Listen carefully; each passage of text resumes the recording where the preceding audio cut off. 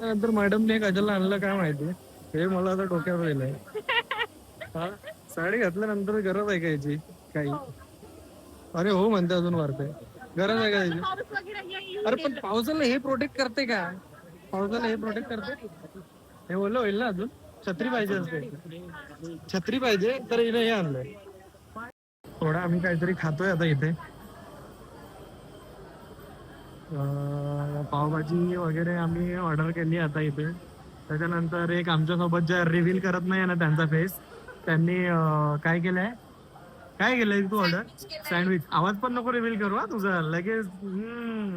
हा, तर सँडविच एक ऑर्डर केलाय तिने. आणि आमच्या मॅडमला काय पाहिजे, पावभाजी सोबत चहा पाहिजे, तर ते चहा पण येत आहे. ठीक आहे, पावभाजी मध्ये पैसे टाकून पिणार आहे.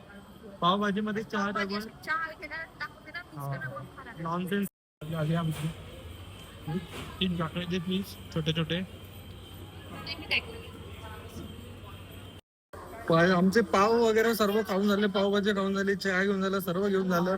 इथून मागून आलेल्या कस्टमरचे 4 बर्गर येऊन गेले, तरी पण ते विदाउट फेस रिव्हील वाली जी मुलगी आहे तिचं सँडविच अजूनपर्यंत आलं नाही. माहित आहे का, अजूनपर्यंत नाही आलं. ह्याच्यापेक्षा बर्गर घेतला असता, पोहे खाल्ले असते, पण आता नाही करू शकत तुझा रिव्हील आम्ही साठी एवढा वेट करत होते. फायनली आलं फायनली. एक्झिट केलाय आता आम्ही घराकडे चाललोय एक्झिट करून.